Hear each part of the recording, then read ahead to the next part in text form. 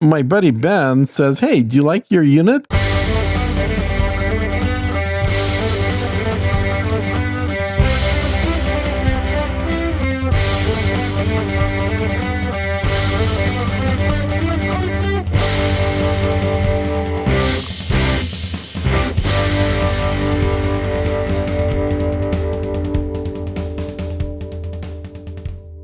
But now, this is the live show, and the first thing we want to know is the tea shortage over?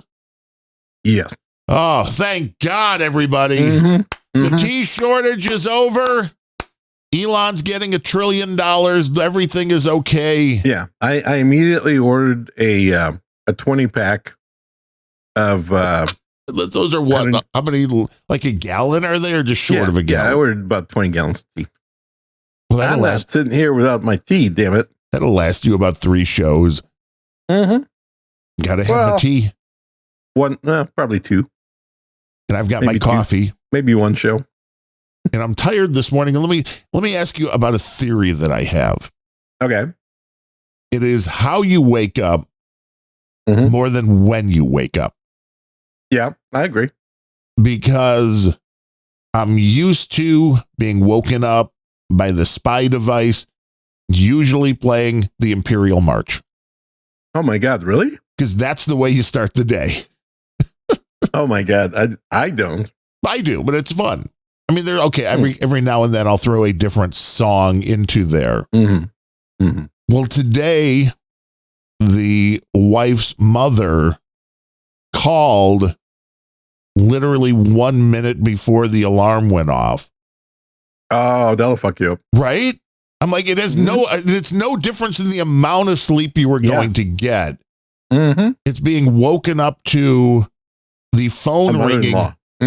Also knowing that my phone is set up to only ring for people that are in the contact. So it's not going to be spam. It's not going to be cheat. It's going to be something important.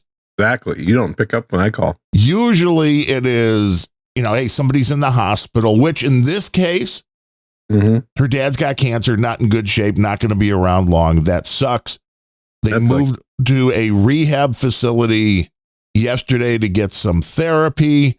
And I guess he got up to pee, which he probably shouldn't by himself, and fell. But the call at 6:59 a.m. was, he fell, he's fine. And I'm like, wait, no, the call does not come in at 6 a.m. Oh, yeah. Wake you up and then but he's fine, so don't worry. Right. Bye.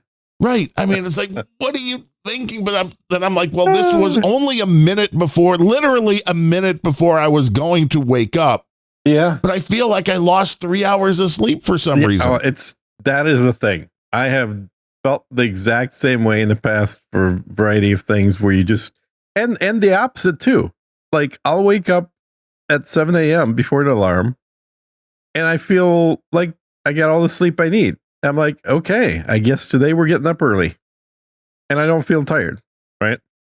So it's an interesting thing, but I think the way you wake up has a lot to do with it. And I've never tried these things, but you've probably seen them. They have these daylight lamps that you can get. Yes. Which basically is a big round bulb about 6 inches in diameter that sits next to your bed. And then the way you're waking up with that is it just basically turns on a light gradually and slowly gets brighter and brighter and brighter. There's no sound, but it gets to that point where you got light coming in through your eyelids and your body's going, oh, it must be morning. Right. I have never tried those, but for the winter, I'm with you on that as well, because during the summertime, we get up at 7 a.m. and we don't have room darkening shades. There's shades, but there's no room darkening. So there is light coming in, and that feels like, oh, it's morning. Yeah, morning time, exactly. Now, I usually wake up like that in the winter and not the summer, though. Well, in the summer, it's like at 4 a.m. Right. Well, it kind of feels like that way. Yeah. It kind of feels like that. But now when the alarm goes off from like now until like March or whenever it starts kicking back in the other direction, the alarm goes off and it's still pitch black. And you're like, So there might be something to having one of those lights come on. I run red lights all the time. One, they're supposed that's not good. Well, it says it helps you sleep. You might get into a car accident. Well, I'm not driving while I have the red lights on. You said you run the red lights all the time. Oh, yeah, at home. I've got don't drive at home, man. That's even worse. I had to drive the other day. Well, I didn't have to drive. But the wife was complaining that the Chevy comes out in the winter. Mm-hmm. The Buick is the summer because the Buick's a rear wheel drive. The Chevy's a front wheel drive. The Chevy's a couple of years Ford newer. Man, huh? Yeah, the big Ford man. The wife had a Thunderbird at one point, and it was such a piece of crap. But I understand not all Fords are, so I really shouldn't judge. Yeah. At this point, I would buy a Ford again, possibly. So I don't have an anti-Ford thing. But okay, the Chevy had sat around so long again that the battery died. I tell her, it's like, take it like once a week. Don't just let it sit. So I went in and we have a battery charger. So I charged the battery up. Then I'm like, well, I got to drive it around a little bit.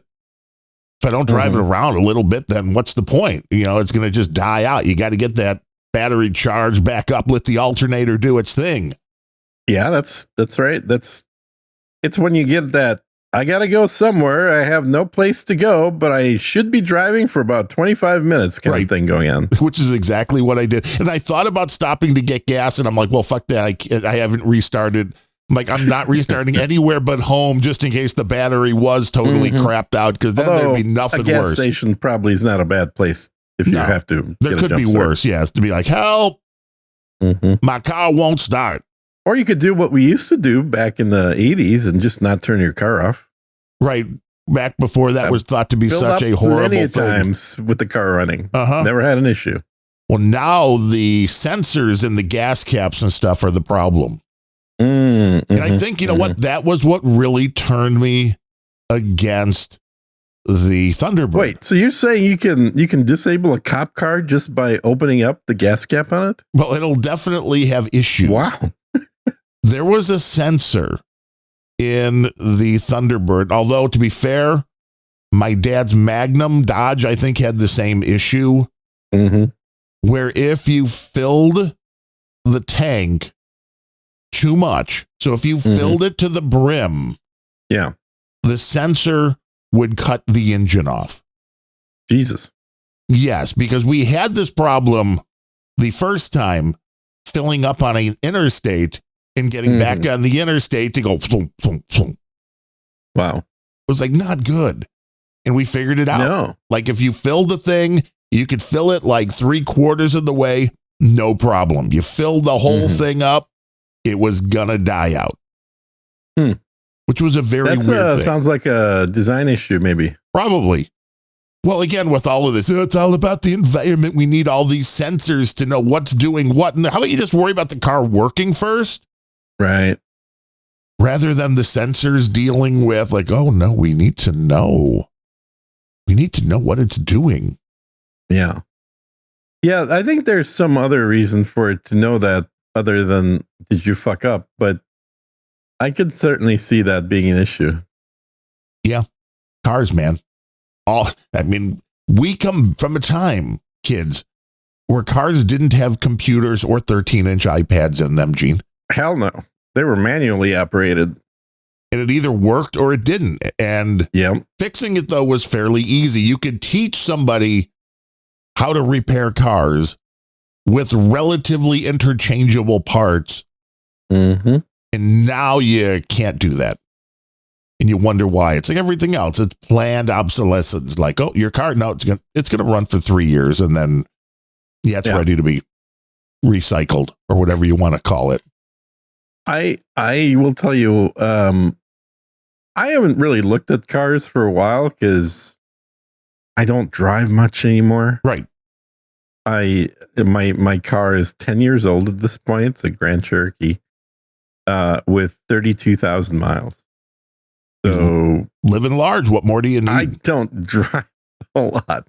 No, the only car I ever bought that I enjoyed was my 1996 Camaro with the the V8 in it. So that was me at 26 years old. Yeah. Had that for about 12 years. It ran fine. It was a lot of fun. You put your foot on the gas and the thing moved. Yeah, back when the gas was $1 a gallon. Yes, it was a lot easier at that point. It was one of the reasons why I didn't mind also working up at Mount Prospect, because part of my deal was with working there that, it's a lot of gas. And the guy that ran the store, a good friend of my dad's for years and years and years, was like, well, it was a carpet store, of course, who had a bunch of different vans. They had their own installers and that. Yeah. So he's like, just go down to the Marathon down the street here and give my name and they'll put it on the tab. It's like, oh, well, that's even better. Somebody else was buying the gas. Yeah, that's a hell of a deal. Then you put your foot on the floor and you burn that gas right on out. When cars were fun. I tell you, I've never had a Toyota. Neither have we.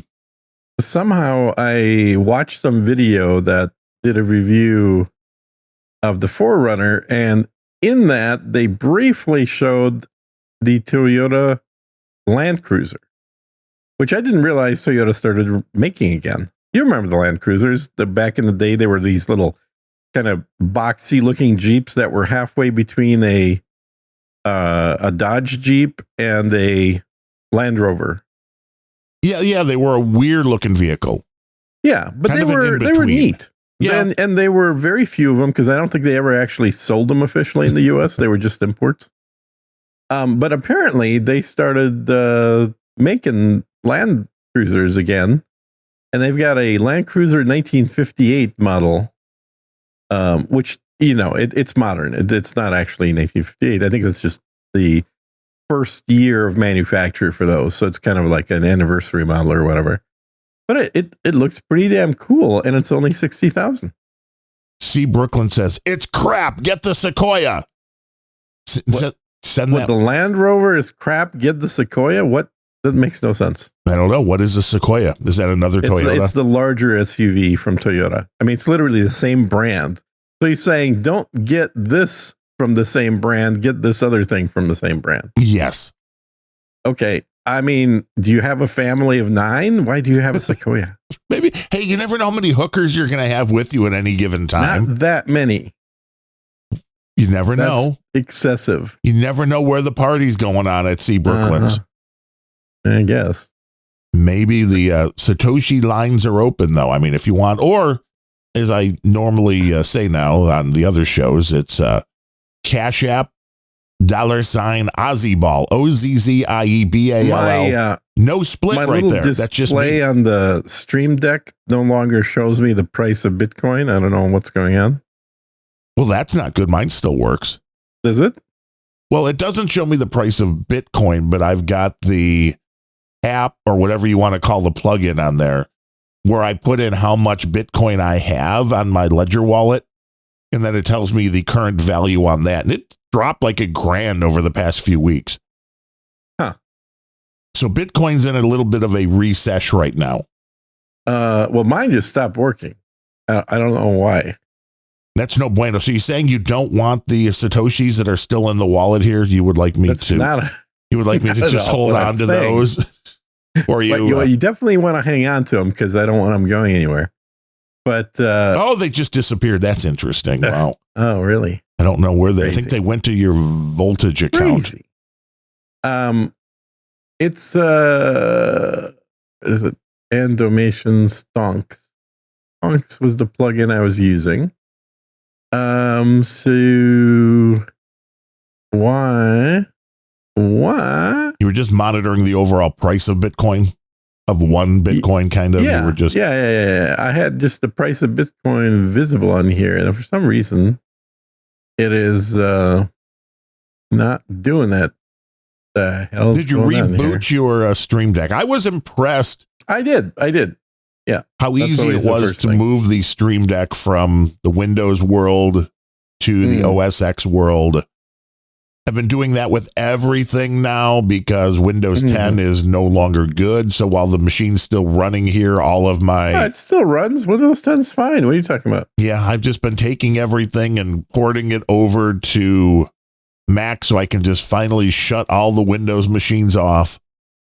And I'm going to take one of them, probably the lowest power one, which is probably the little desktop that my parents had, a little Dell machine, and run a Linux distro just so I can remote into that and keep my Hex chat running on there and a few other things that I want to run on Linux. What's the symbol for Bitcoin?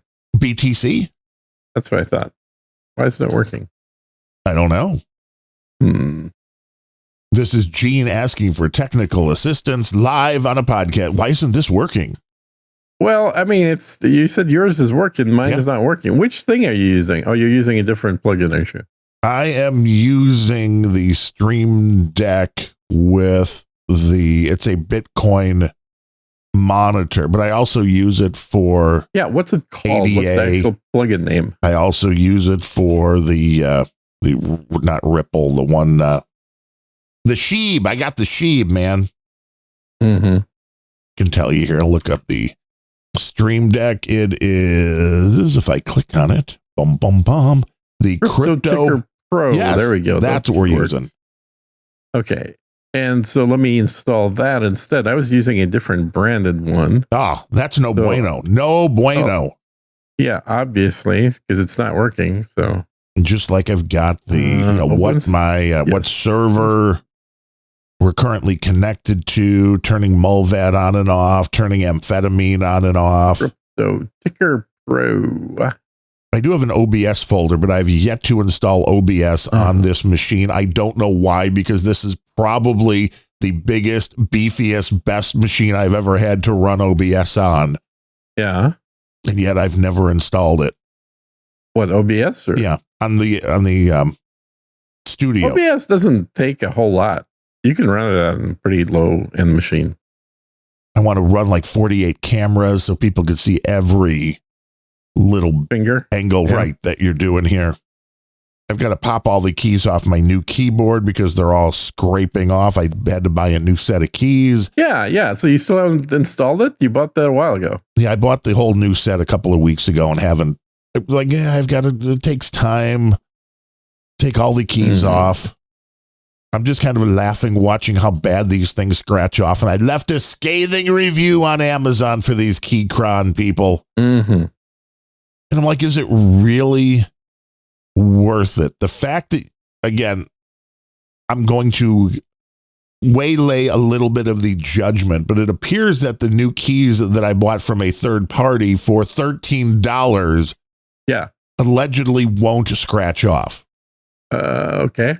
Allegedly. I mean, I haven't seen this in practice yet, but the way they make them, the way they mold them or whatever, allegedly won't scratch off. And if that's the case, it's like, this is otherwise a really nice keyboard. It feels good. Nice weight. Like, why would you produce a decent keyboard? You just assume as a keyboard manufacturer today that people are going to get a replacement set of keycaps? I wouldn't think so. But why? Okay, it's not working. Oh, no. Which provider are you using? Have you tried turning it off and on again? Binance, I think. It says invalid pair. Oh, I just got it working at Wi-Finance. Okay, got it. Gene's got an invalid pair, everybody. $44. Bitcoin's $44 right now? That's crazy. $44 for Bitcoin? Buy! That's what it's giving me. You have to put an amount in. So you probably didn't put one if you wanted to do just one Bitcoin. Again, because the value that I see is the current value in my wallet, because I put in exactly how much Bitcoin that my account has in it. I would always like more Bitcoin in case somebody's listening who has a lot of Bitcoin. Elon, you got $1 trillion deal, buddy. Come on, Elon. USD. No, it's 10 o'clock. It's close enough to pop some pills. It's absolutely close. There we go. It's 101. That's where it is. Okay. You have 101 Bitcoin, Sheen? You're doing pretty good. It's good. It's all good. It's all good. Oh, there's nothing wrong here. Gene's a billionaire. Yeah. Well, they're all in rubles, but you know. Uncle Elon's got to get you your funds. Okay, there we go. All right, got that fixed. What else do we want to have you help me fix here? I'm trying to get the last The weather app's working chlorine out of here. fine. Hey, what's up with my NVIDIA stock? Why is that low? I Let's don't get know. that up. NVIDIA needs to go up over 250 minimum. It's the crypto thing. It's changing. And it's also the AI thing. It's changing. Soon it's all going to be somebody else. Isn't that how it Better usually not be. works? When's Apple going to figure out a way to take NVIDIA down? Yeah, probably not. It is still funny because allegedly these machines are so powerful. Super powerful. But when it comes to doing the AI stuff, it's like, nah, not so powerful. I mean, you got the biggest, baddest Apple machine ever, but you want to generate a photo that you can on a gaming that'll card. take a while. Yeah. Yeah. Well, the difference I think we've talked about is specifically on a gaming card, 12 seconds on like a 5080, Mhm. maybe even the step lower than that. This is for 4 minutes. Yeah. You're going from like 12 seconds to 4 minutes. That's not in the ballpark. That seems like a long time. Yes, it does. And I can tell you that it is impossible to use it if your workflow is, I want to do a prompt and look at it. I want to do a prompt and look at it. Now, if you work on a prompt, which you can work on anywhere that does something like Flux, and you find something that you like, you can then throw it onto the Mac and have it just happily run 24 hours a day, spitting out, The same thing. right. Yeah, because I guess what you're doing is you're trading in money for time. Right. But I So you're not traded in a paying lot of money per for the image. Mac, and it's still, Well, okay, you're trading in money for money. yeah. But yeah, it's Super Grok. So let me have create image Super Grok. What are we trying to create an image of? Here, I'll do one and see how long it takes. Grok takes out the new Grok where you go into. Remember, I've got the full paid commercial version of Grok. Wow. Well, so now yours, I first saw the other day, since our last show, the Grok where you click create an image and it brings up like the whole page of 6 or 9. And as you type stuff, you just keep scrolling down and it's like, whoa. That's what I got. What do you want me to create here? Like, that is insane. I don't know. Do like a hot Russian supermodel with a gun. Did you see the thing I sent out last night for this? That was Grok. I did not. No, I don't subscribe to supermodel with a gun. And she's like, never relent, be unrelenting. I mean, that is.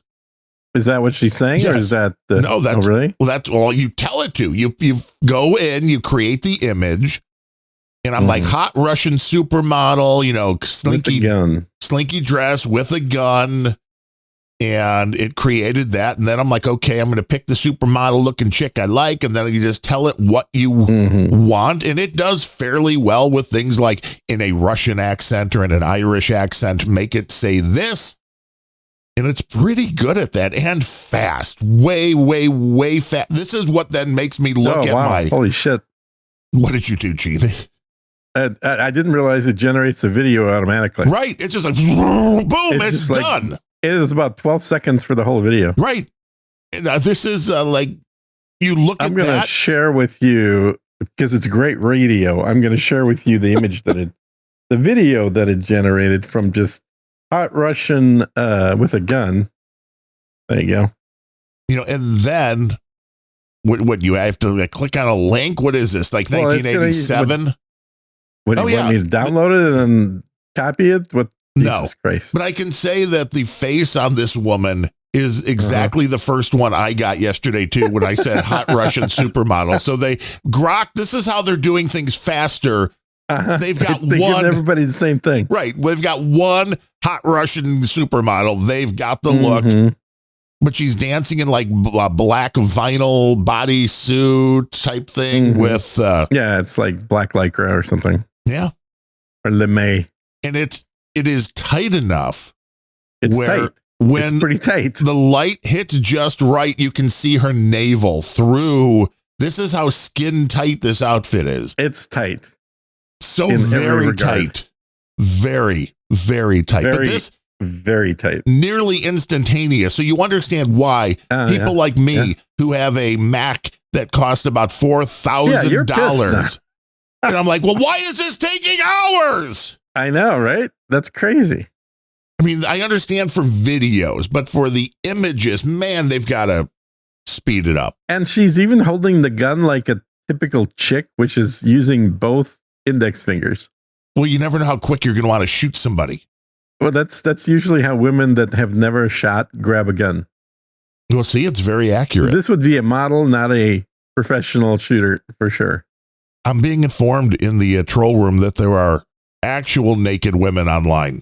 I don't. No, that's a lie. I don't know if that's true anymore. I'm gonna post the link to this.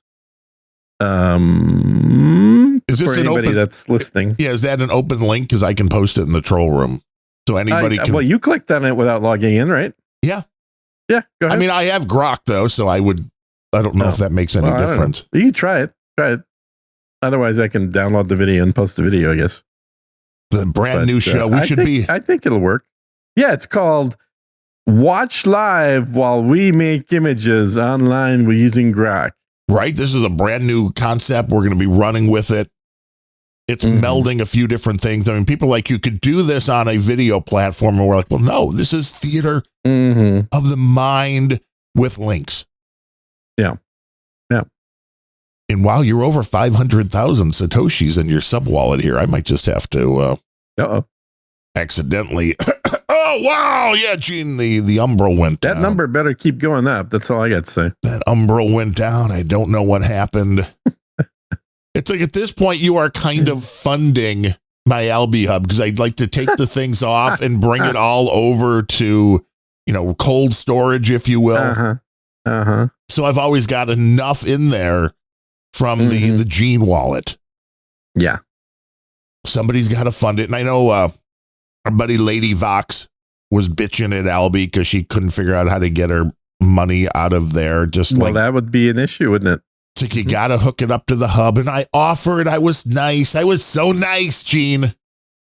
Because You're always too nice. I know. She was going to order, but she's also one of the 4 people on the pre-show that have come in over $1,000 in total. So I'm like, no, you're not nice. She's nice. Very nice. Yes. And I'm like, since you're buying this gear, you're buying the Raspberry Pi with the external drive, send it to me.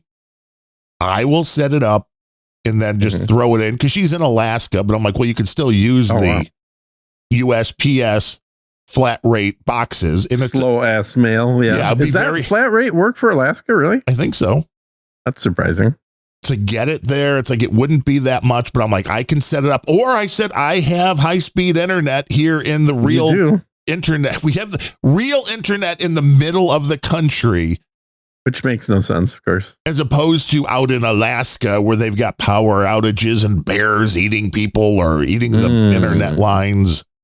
I'm like, I would be more than happy just to let the Raspberry Pi run here because the grand total of electricity on a Raspberry Pi for a year is like 3 cents. Wow. It's not a lot. But she wanted to do it herself and she's learning. And then I said, well, you're still going to have to then fund the channels to open them up. She's like, did Grok lie to me and say that was free? And I'm like, well, yes and no. Because you're not paying to open the channel, but you have to fund the channel. Well, but also plenty of services will charge you to fund the channel. Oh, exactly. Exactly. If you're not doing it yourself, you may end up paying a service. But the way this is set up on. All I know is I lost about $1,000. Yeah. Well, that was voltage, right? Bitcoin. Yeah. Voltage.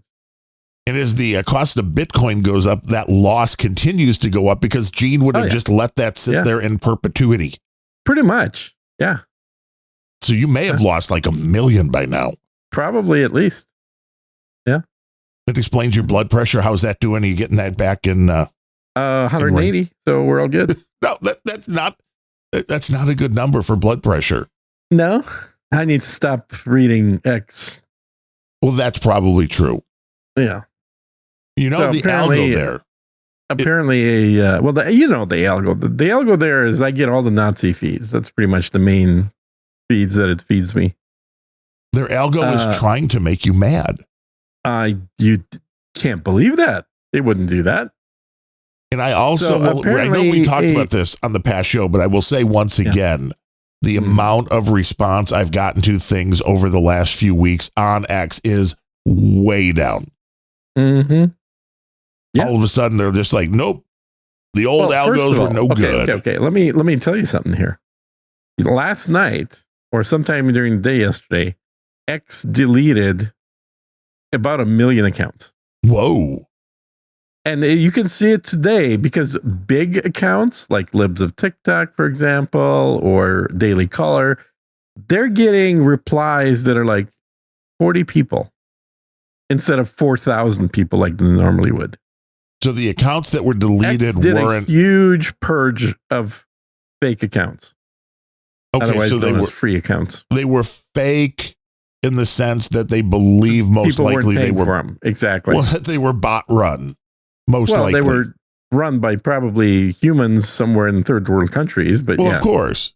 That's cheaper than a bot, But so there's a pattern. I noticed this today. I read about it last night, and this morning I'm looking at a bunch of big accounts. Thomas Sowell, you've heard of him. Yes. 12 comments on his last post. 12 comments in 36 minutes. What is the point of commenting on X at this point? Well, I mean, hey, I stopped paying for X a month ago, so I'm leading the charge of getting off of X here, right? Yeah, but you're giving Elon more money for Grok. Make me Russian ball with same Grok face is model. Actually useful, unlike True. X. X is not useful. Yeah, I'm not going to argue that. Time suck and a blood pressure increaser. Yes. But Grok is actually useful. So I'm okay paying for Grok instead of X. And the question is, when is the last time you've gotten truly useful information on from X or Never. Any social media site? Never, ever. I agree. It's entertainment. But the problem is it's entertainment that's not particularly entertaining. So Correct. There's this post from Libs of TikTok that only has 50 comments on it instead of 5,000 is of a 100-year-old British veteran who's 100 years old saying the sacrifice wasn't worth the result that we have now. Buyer's remorse. What we fought for was our freedom. Even now, the UK is worse than what it was when I fought for it. He's not wrong. The UK has been conquered by Islam and other assorted negative, evil presences in the world. And, this is not what he was fighting for. Well, no, because the concept that countries shouldn't have borders, countries should not be different from their neighboring countries. This is the whole globalist mantra. Like, no, let's just make everything Muslim, I guess. I don't know if that's exactly the way they've written it down, but it seems to be the end result. So diversity is great. Unless you're a white guy or gal and you're successful and you have money, then you're evil and we need to take all of your money to fund everything else. Wow. For the poor people that can't fend for themselves. Welcome to New York. Yeah, New York. Let's talk about New York a little bit. Mamdani won, which is, of course, I was a big supporter of his. Oh, huge. You love this guy. I do. I've been pushing for him to become the mayor of New York now for months. Your favorite thing about him was his Jew hate, I believe. Well, honestly, he got like 63% of the Jewish vote in New York. I know. It's insane. Yeah. Like, what are you doing? But I think I'm a strong believer in people getting what they want. Yes. What they deserve. And I think it's only fair that Mamdani is the mayor of New York. It is going to be entertaining, I guess, maybe is the word, as the world watches. Because one, I know you're going to have pushback already from the federal government.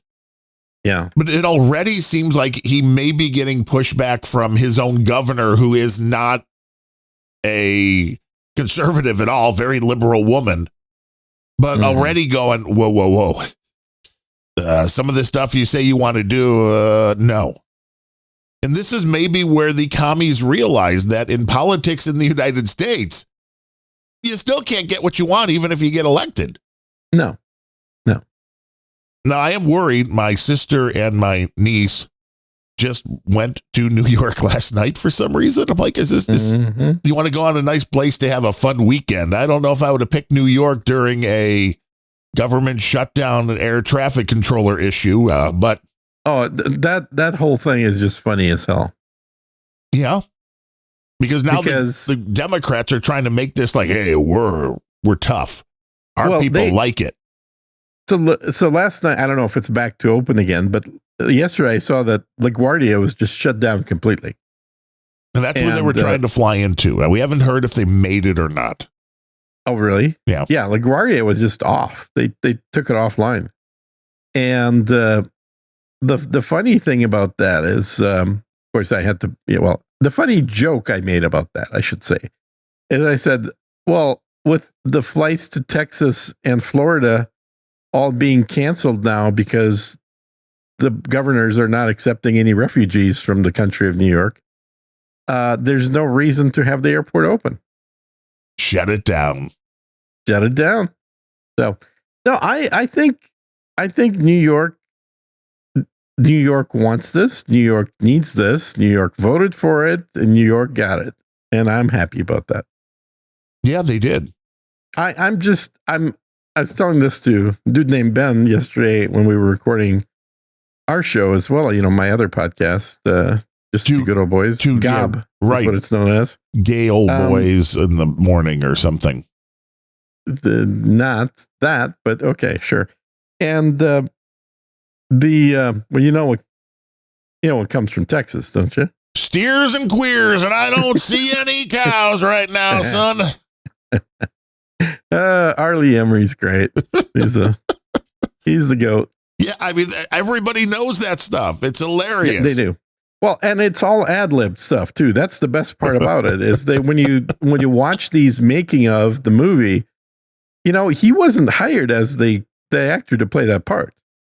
He was hired as an actual consultant, drill sergeant consultant. Like he's the guy that was supposed to make the guy that was hired to play the part sound real. And one of the first things that what's his face, the director of the movie, one of the first things he had him do was just to kind of talk into a camera and microphone because he wanted to get the tone of what a sergeant should sound like when he's doing that stuff. Right. And Arlie Emery gave him so much and he sounded so good that he said, do you have any acting interest at all? Yeah. Because I don't think anyone can deliver it the way that you're doing it right now. And so he got hired literally after the movie started to play the part of the drill sergeant. And I think he was one of the best actors in the movie. Better than Matthew Modine, that's for sure.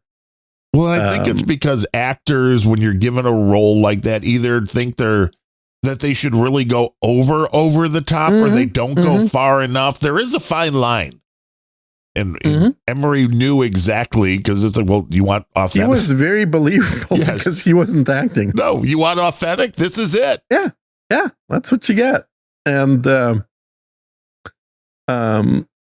And he was basically saying a lot of his own lines. So the way they did it, and when I say ad-libbed, it wasn't ad-libbed in that shot, but it was lines that he was asked to come up with that were then incorporated into the script that he was working off of. Right, because of course you're the expert, so you're like, what would make this sound more realistic? Yeah. What would be a type of thing that you would say at this point? I want to know what drill sergeants sound like in Texas. Texas only has two things, son. Queers and steers. Yeah. Which one are you? It's I don't think that movie would have been nearly as iconic without him in the movie. Oh, absolutely. He stole the show. He really did. Yeah. And like the best characters in books and in movies, he didn't survive to the end. Spoiler alert. Yeah. It's another movie to put on the unrelenting Hall of Fame list. Yeah, I'm shocked you've seen this one because most things I brought up recently you haven't even watched. Well, there's so many Hallmark Christmas movies, man. Oh my God! Yeah, what are you? A 40-year-old woman? Is that what you are? Yes. Yeah. It's like drink my hot cocoa. Yesterday had some wearing your knit socks, sea salt and caramel gelato from Fredericks from Meyer. No knit socks. I am wearing compression stocks though. So there's there is stockings. You meant to say yes. Yeah, the big they do socks. I don't wear socks. That's for pussies. I wear stockings. They're black. They look good. Sexy black stockings. They go up to my knees. I'm telling you, they keep. Stop! You're making people horny right now. They keep the blood flowing. It's for the lymphatic system, which is what I have issues with. Not the. Luckily, the not ankle swelling, from heart. No, but the lymphatic system, I guess. Then that's what makes the top of your feet swell every now and then. Well, I mean, any kind of swelling is usually related to that. So the doctor's like, wear some compression socks. It'll be fine. It's nice and easy. No pill to take. It's lymphatic fluid. Lymph fluid is what it's called. And if you have to wear some sexy stockings to take care of it, even better. Yeah, exactly. I wear the black compression that's stocks. That's the joke, right? It's like, wow. So you must have had your doctor tell you have to wear those. And you're like, no, I just think they look good. They look awesome. You wear them with my black Brooks sneakers, man. You look like the ultimate boomer. I can tell you, I thought of this once. I got the sneakers with black socks. That sounds very boomerish. Well, these were black sneakers with black socks, not tan. Okay. But when I got the car running, I knew I was going to have to drive it around, and who knows what's going to happen. You might hit somebody. They might hit you. Well, in your case, that's the real fear. Yeah. Yes. So I went and I put the jeans on just so I didn't have to be in orange shorts with black knee-high socks and. So I wanted to look presentable in case I ran over a family of 6, and I almost hit a guy. Which this moron, and I'm like, you know what? I didn't even feel bad about this because I'm not blaming. Well, hold on. Do you have a sticker on your car that says blind driver? No, I am perfectly fine. I have my license is still valid. The dude was coming from the other direction. I was going to make a left into our subdivision. Yeah. This fat fucking bearded motherfucker on an electric bike. Hey now. It was way shorter than your beard. Way less impressive. Was on the fucking sidewalk, probably doing 20 miles an hour, however fast these bikes go. He was zipping. And as I was starting to one of those electric bikes. No, high bike. So it's an electric bike, not recumbent, but didn't fucking even slow down for going across the corner that I was turning on. It's like, you were making a right turn and I was making a left turn. And he was coming, but he was coming from the other direction on the sidewalk. Right. Rather, so it's like, dude, if you're on the road, people are going to see you. Okay, technically speaking, I'm down to 147 now.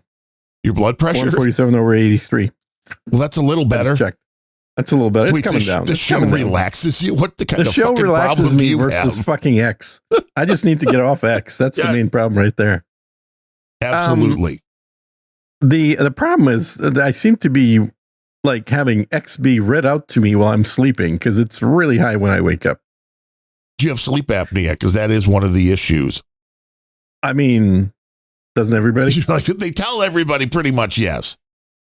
But I know that's a thing. When I was doing all of the research. Sleep apnea is called sleeping while being old. That's sleep apnea. Unless you do it like a bat. You hang upside down, then you breathe. I do have one of those. Fine. And the problem is I would do that. I'm just a little too heavy right now.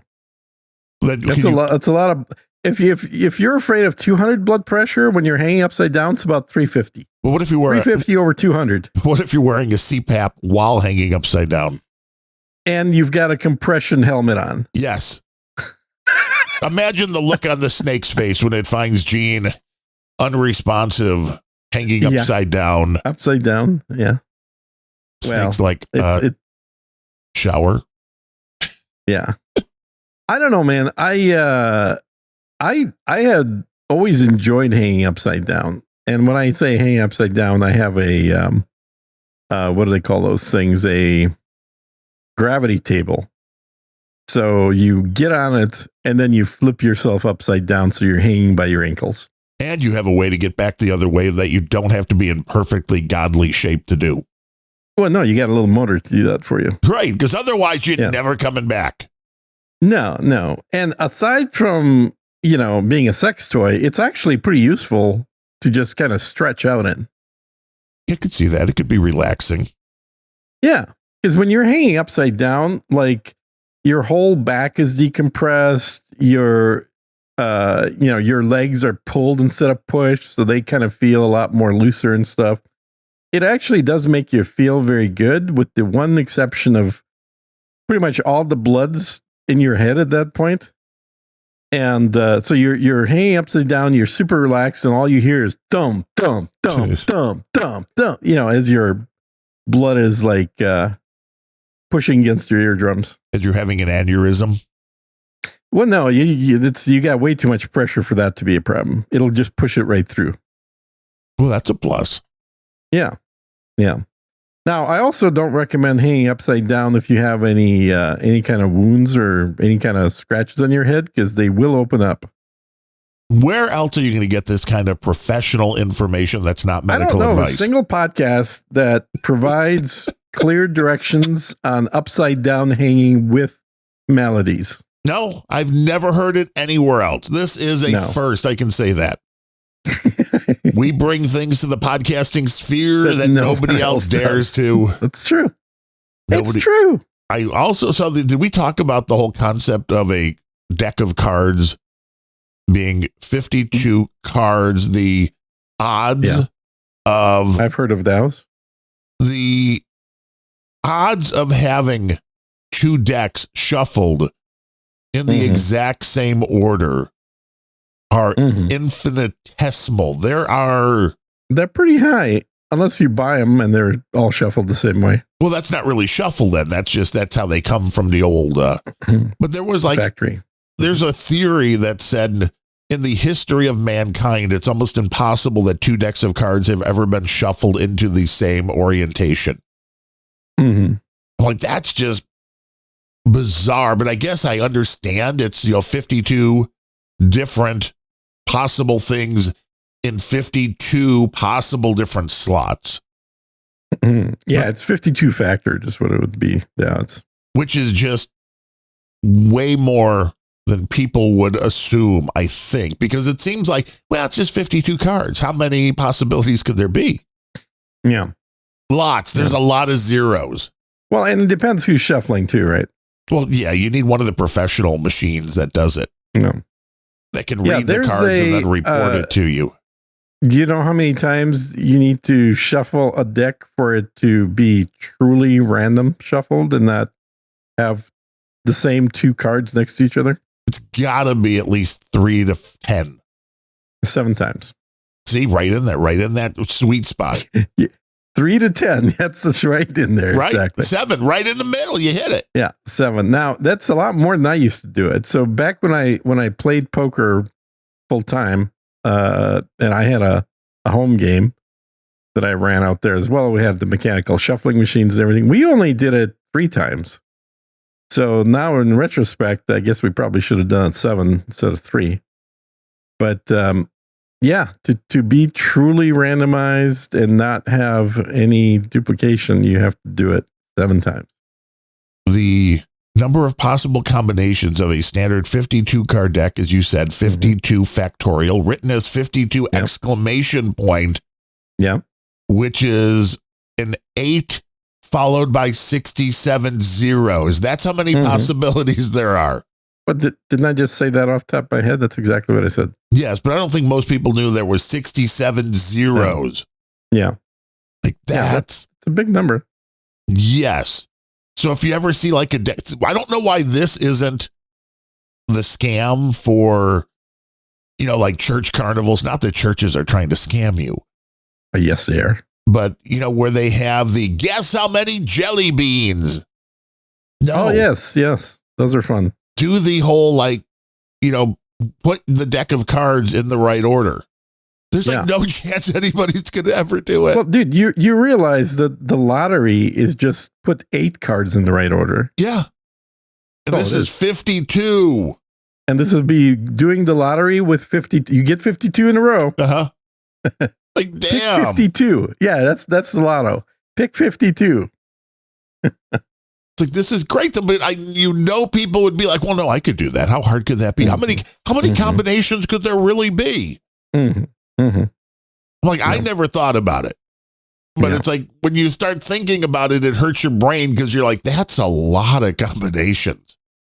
Because it's like, what, million, billion, trillion? What is with that big ass number is what it is. Yeah, it's a very big ass number, which is why it's written as 52 factorial and not like whatever it actually is. Yeah.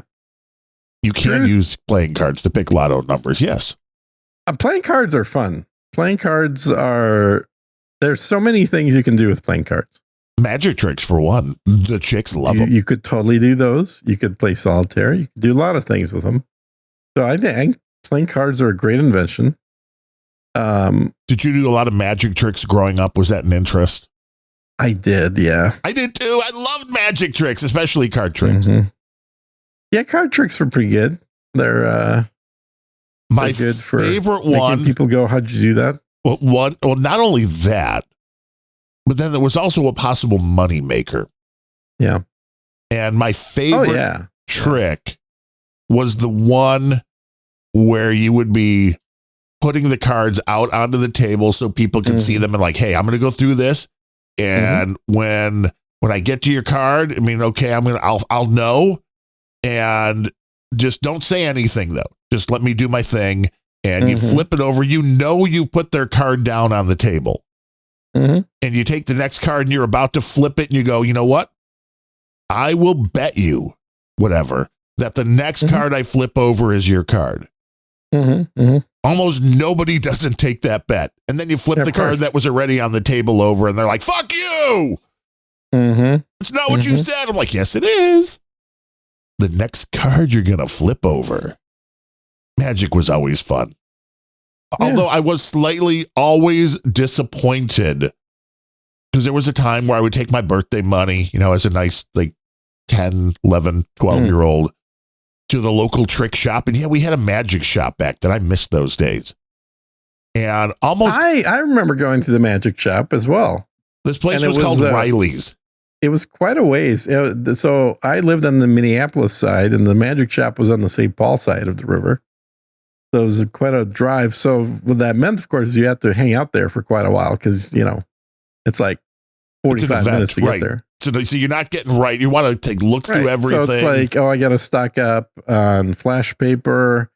I got to, okay. We're getting a little nerdy with the magic thing, though. We should probably move on. But it was so much fun although the disappointing part was when you bought the little props, which is when you learn how the trick was done. You're like, oh, that's not exciting.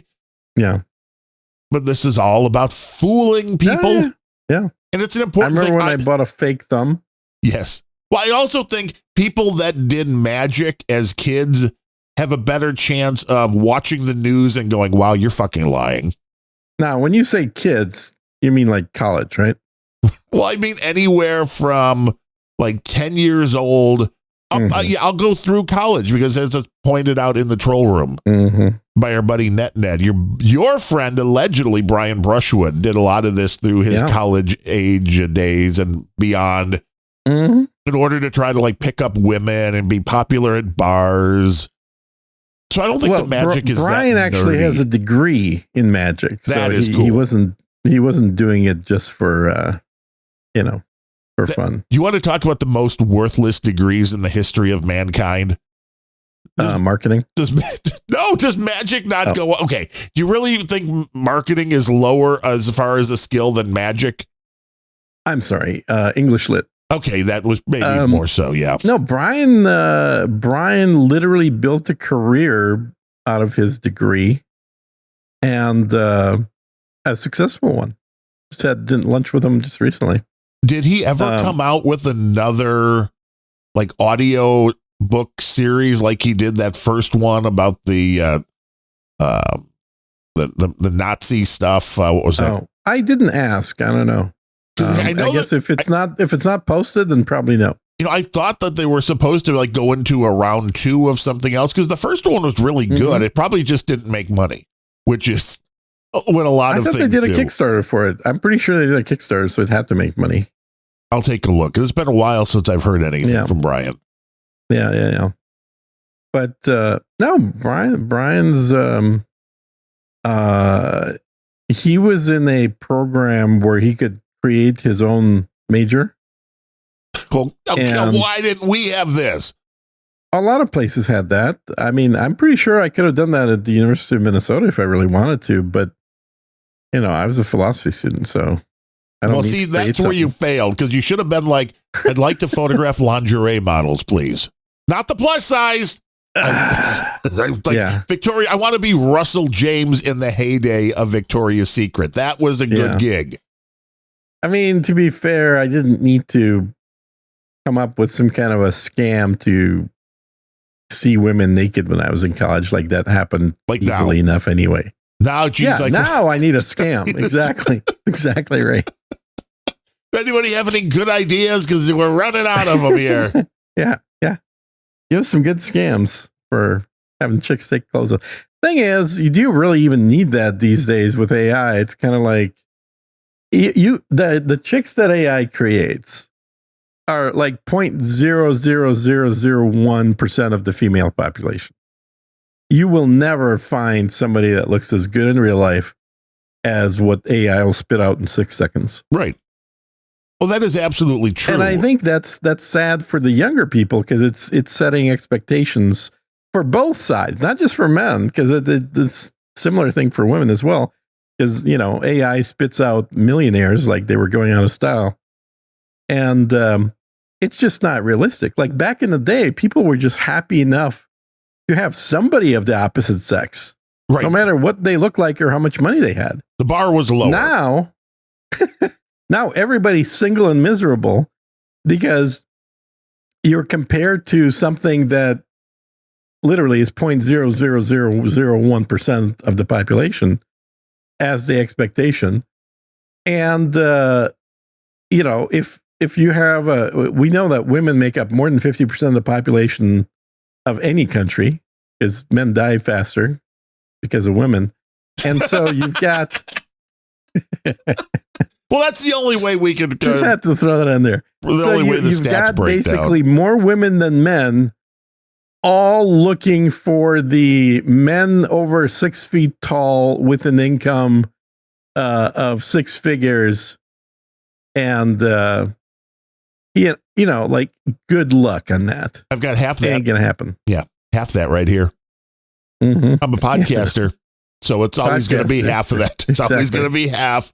It's always going to be half. Exactly. But I read something the other day that said the younger generation of men, one of the reasons they are avoiding dating, and I've thought about this a little, and I can see this as possibly true, is they are afraid that all of the women in that age group are TikToker or whatever platform they're using, and they're talking about the guys they're dating and what assholes they are and complaining about them, and they don't want to be that guy. So everybody always made the joke I totally think that's nonsense. I'll tell you why.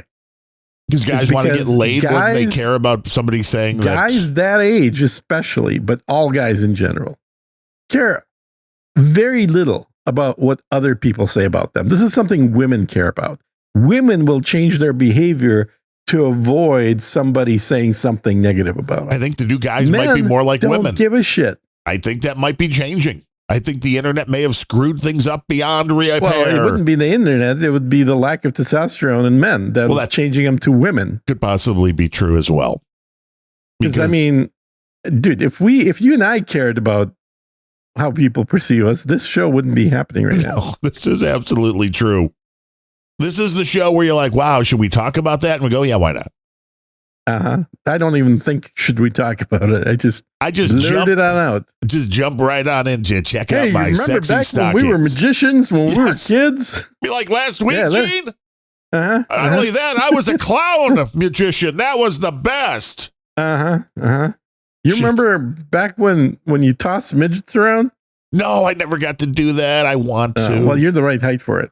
I want to go. I haven't seen Shakes the Clown in a few years either. I need to watch that. And this year for Christmas, I am going to put Bad Santa on the list. It's been a few years since I've seen Billy Bob's Genius. Billy Bob and you like all the Bobs, don't you? The Bobs are good, man. The Bobs are good. The Bobs are good. The Bobs are great.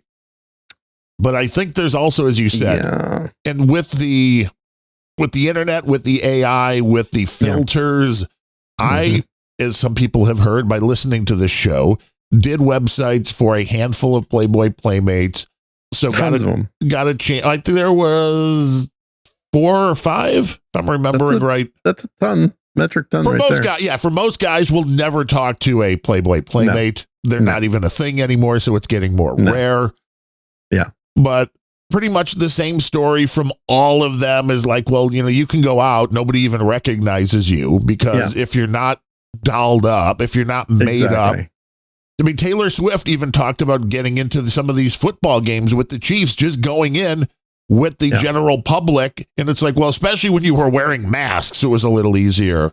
But I think most people are when you're not really attractive like her. But if the people aren't going to pay attention, again, if you're not fully made up, or if you're wearing, even sunglasses, for most people, large sunglasses, people might look and go, oh, that looks kind of like, but no. It's always funny to me when you see the videos of famous people that are, especially like the YouTubers, where somebody will be talking to them for a couple of minutes and then go, did anybody ever tell you look a little bit like? And they're like, well, that's me. No, no.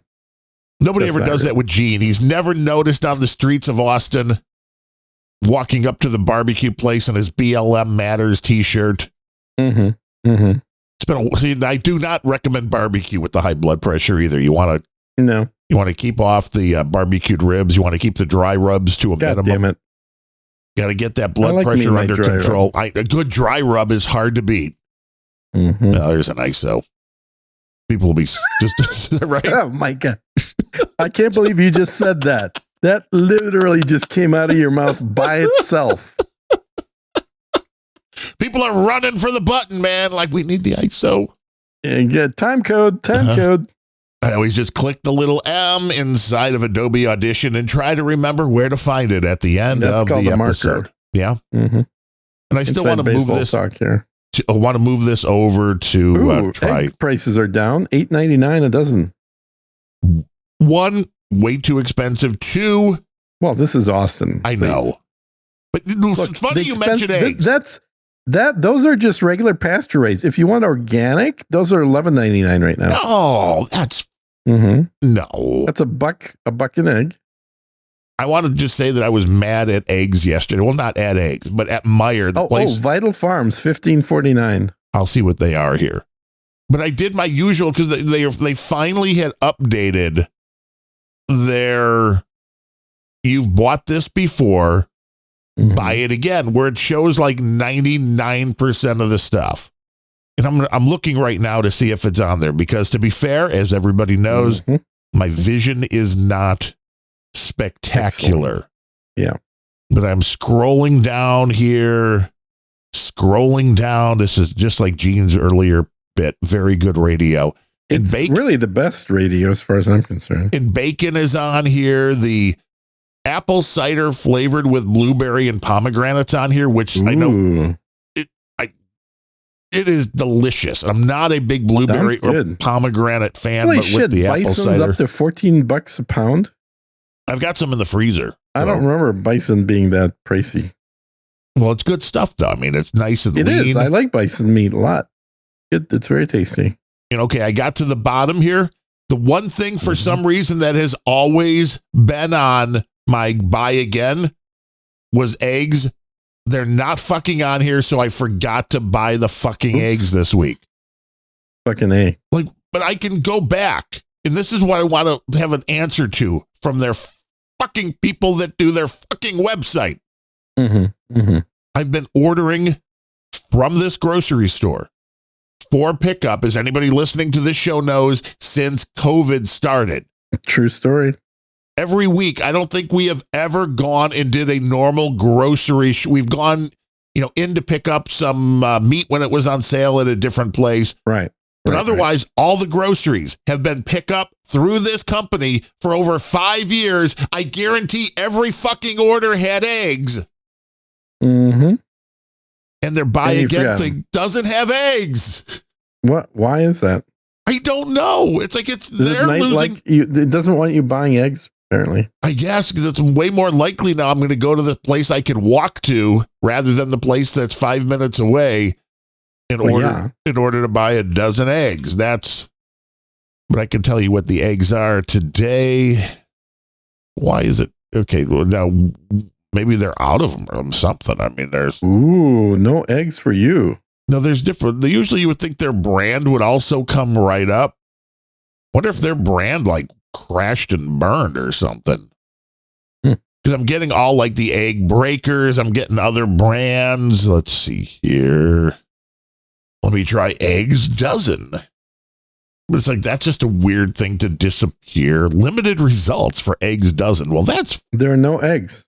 See, at least we have them. You don't even have eggs. We have the Penny Smart Grade A large dozen for $1.99, which is the cheapest route to go. It would appear up to the Vital Farms. Oh, that's an 18 count for $10.29, which still makes you seem cheap. But I wonder if they just don't have their brand. No eggs for you. But it's do you not think maybe if you stopped having the Meyer brand, you would have still did a different egg? But yeah, that's it. I do a search for Meyer egg. It's now I want to know if they're in the store or not. And somebody just deleted them from the eggs from the website. They deleted the eggs. Yeah, just deleted the eggs accidentally. But now it's beginning to make a little bit more sense. That is weird. Okay, now I want to go into one of my past orders here so I can click on the eggs, and most likely it doesn't show the eggs. Right, it's going to be this does not exist anymore. Sorry, you've never bought eggs. I don't know what you're talking about. Yeah, we've never had eggs. Never had eggs at all. No, always been at war with East Asia. I click on it and it exists. Well, that's even weirder. That is even weirder. 24 eggs right now. This is why, man. 24 eggs, $4.59. Well, that's some kind of substandard eggs for that cheap. Eggs can't possibly be that cheap. They are cage-free grade A large eggs, my friend. No, that should be $18. That's Austin price. And it added it to the cart. So I wonder what the fuck is wrong with their system. Doing a search for Meyer eggs also didn't show up. I had to go to a previous order. I bet you they'll be at the end of the week. Out of stock. Why didn't we sell any eggs this week? I'll bet you they're out of stock. It's just not showing you until you go to the checkout. And then now their brown eggs are showing out of stock. Oh, really? Yeah, but not the white. Wait, you buy the white eggs? Yeah, don't you buy the white? Pretty racist of you. Hell no. I buy the brown ones. White is right when it comes to eggs, my friend. White is right. The dozen is $2.69, 2 dozen for $4.59. Gay Mexican? Hey-oh, yeah. Adios, Mexico. And then paid $2.12 for a dozen eggs last week. And was that at Meyer? There's a brand called Ice Cream for Bears. What? That's a weird brand name. It's only for gay men with beards? Apparently. Do they know this? That's what I want to know. When you come up with that brand name, you're no, obviously we have a very underserved segment. Very underserved segment, Ice Cream for Bears. You know, this one's kind of like extra, nutberry or something like that. Nutberry crunch. Yeah.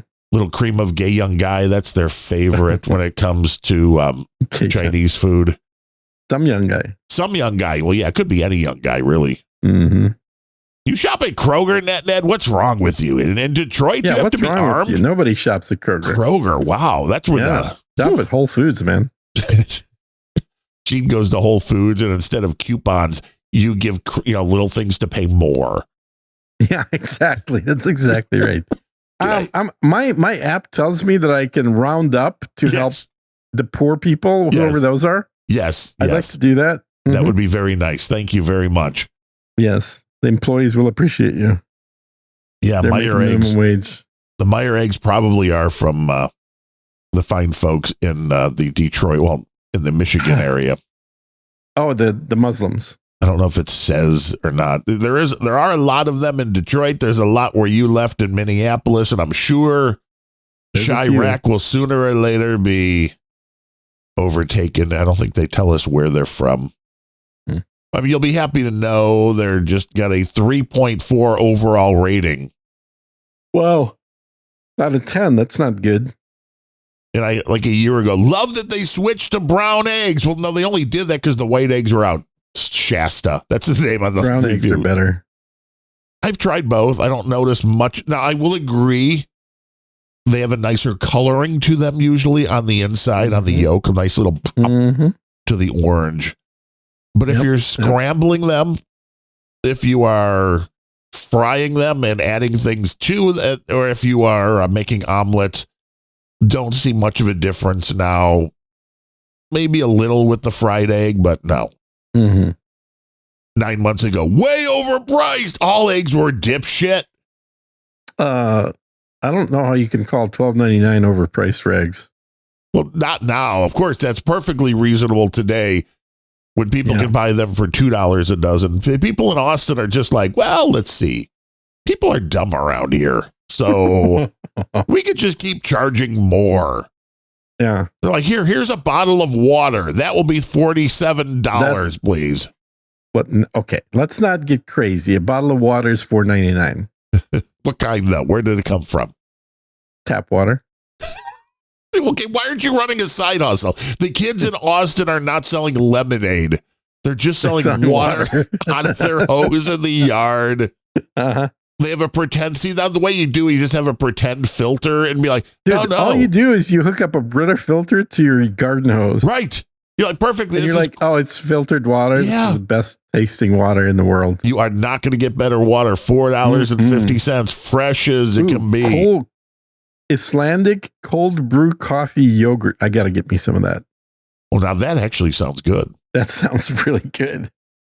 You got to do your grocery shopping while listening to this podcast. That's sure. That's usually how I do my grocery shopping every week. What are you talking about? But now I want to know why the eggs dropped off. I always complain about something with their system, and usually they're very nice about it. What has a lot of egg in it? Like mayonnaise has eggs in it, right? Has the price of mayonnaise gone back down?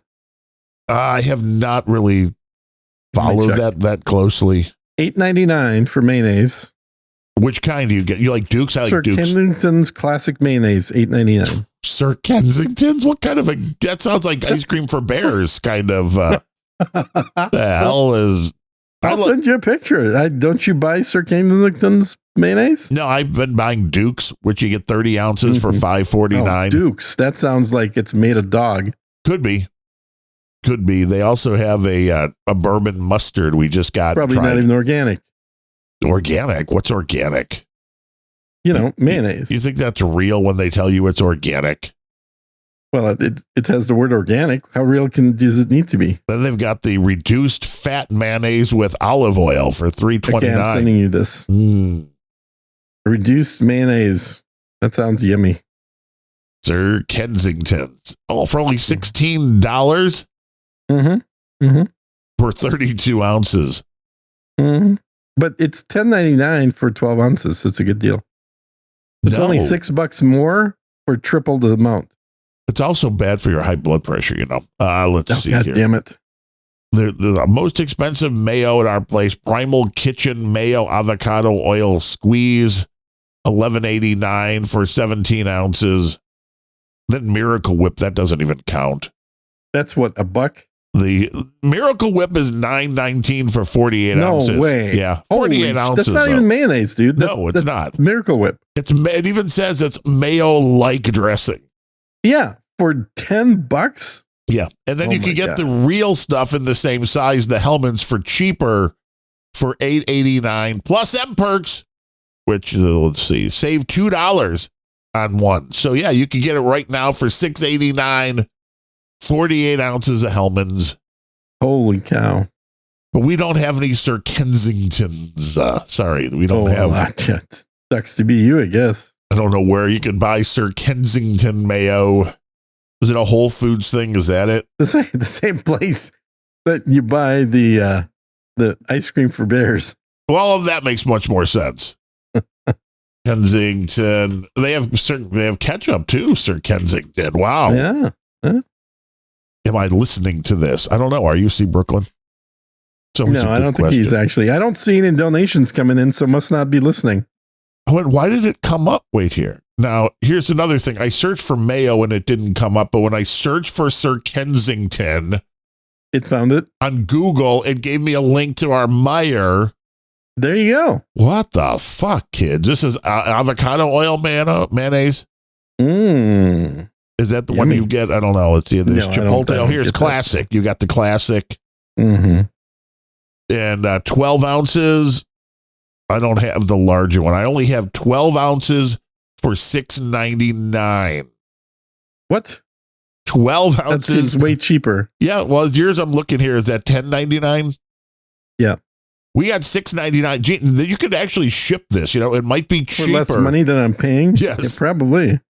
You can get your Sir Kensington's classic mayo, 12 That's ounces. Insane. We got sriracha. We got classic. We got Chipotle.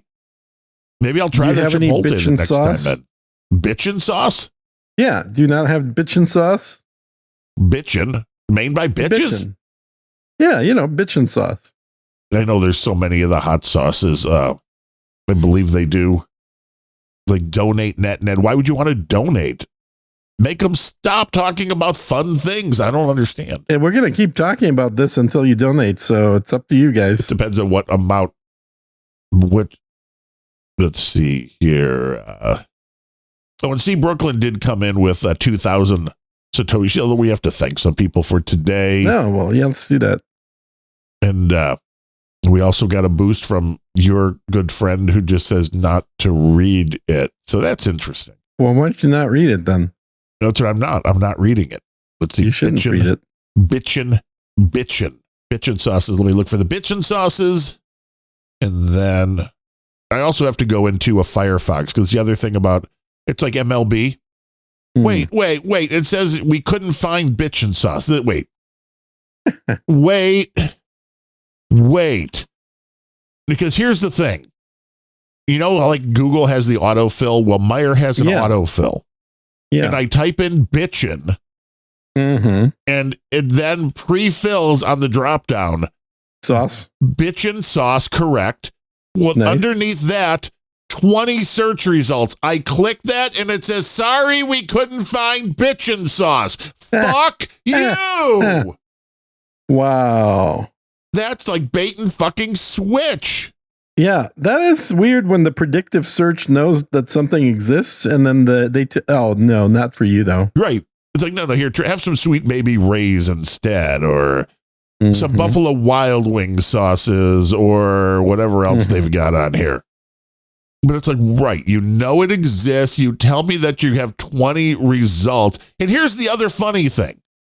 Yeah. 14 related results. So where did the 20 results concept come from? I don't know. I am confused, and now I am disheartened, which is usually how I feel during this show. So it's fine. Confused and disheartened? That sounds like a band name. Yes, it does. We could play classic rock. It'll be great. But we have a few people to thank for this episode number 173. That's amazing. We've been around so long.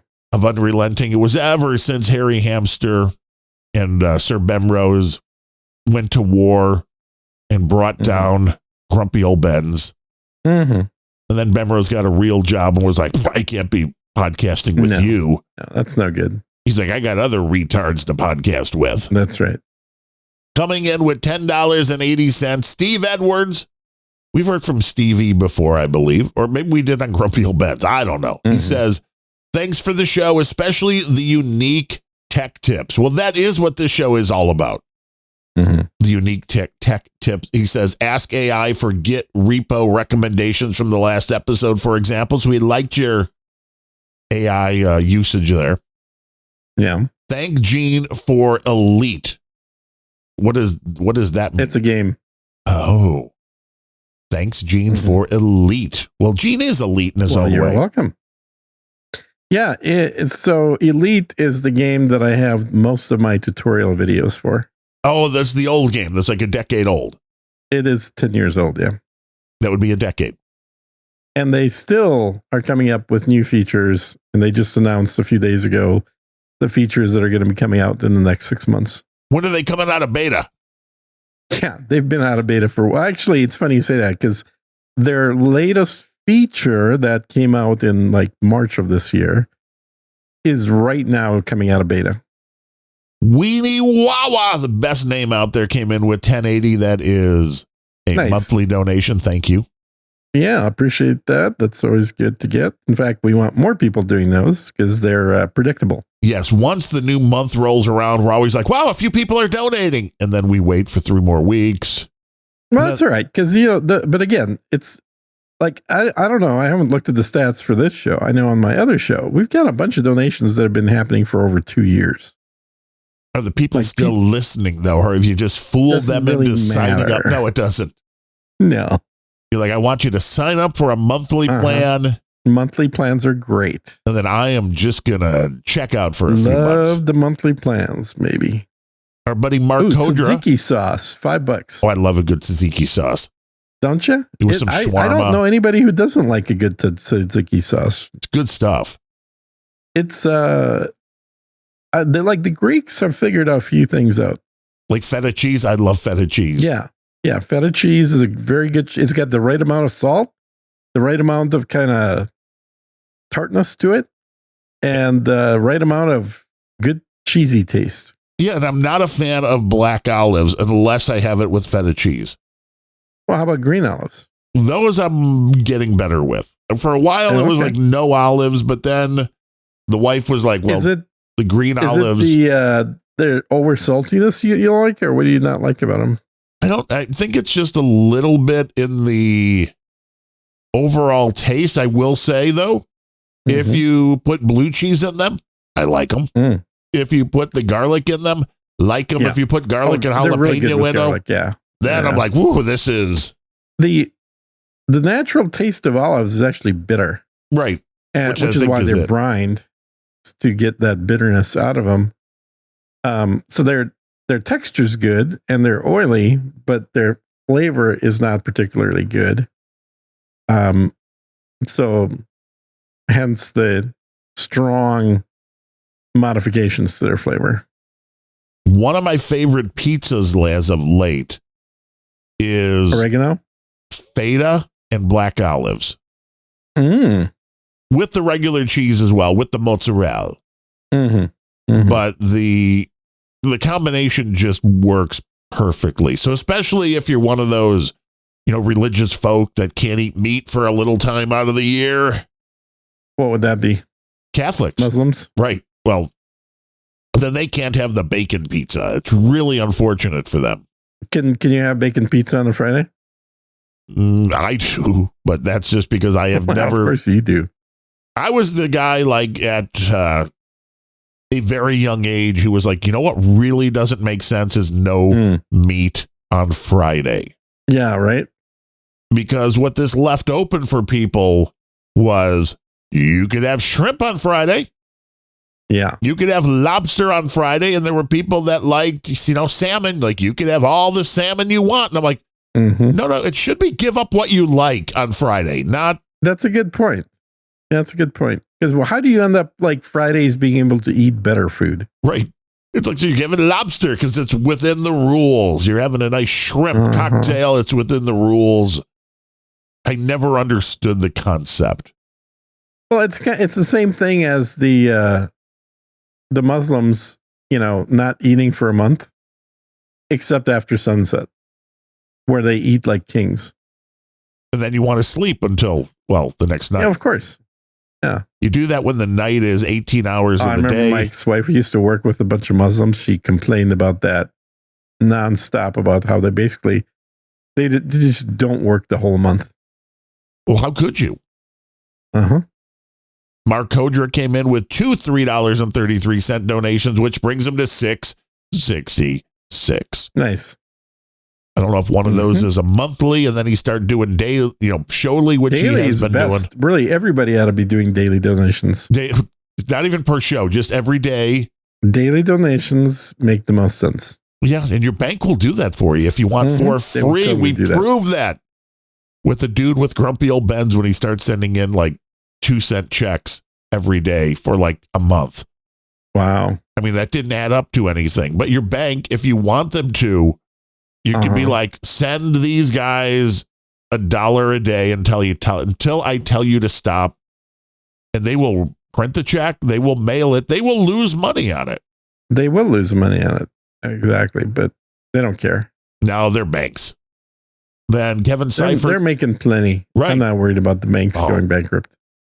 Kevin Seifert. I looked up the stats because there was a lot of this misinformation on the internet. I know it's hard to believe. On the internet? Bad stuff? Yeah. No. It's a misinformation. It apparently it was saying that Jews own all the banks. Oh, which one do you own, Gene? I had to look this up. Gene's Bank and Trust. It turns out that of the top 10 banks in the United States, 7 of them, the presidents are Irish.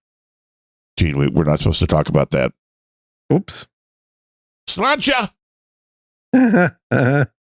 Damn Irish run the world, man. I'm telling you. The Irish are the smart ones. What business you want to get into? You want to get into coal mining? Yeah. No. Or the boat in the bottle business. I hear the Irish are good at those. You got to sell some whiskey. Uh-huh. Whiskey's a good business to be in. Kevin Seifert with his $5 a month. Thank you. And Scott Gorman. That's $2.50 per show. We love the per show. Who will be the first per day? That is the question. Per day is the way to go, obviously. And over on, we had Brooklyn. We said that with his 2,000 Satoshis. Mm-hmm. And then one that says, don't read it. It's crazy, right? Yeah. For Lady Vox, who is still trying to get her rage controlled from Albie.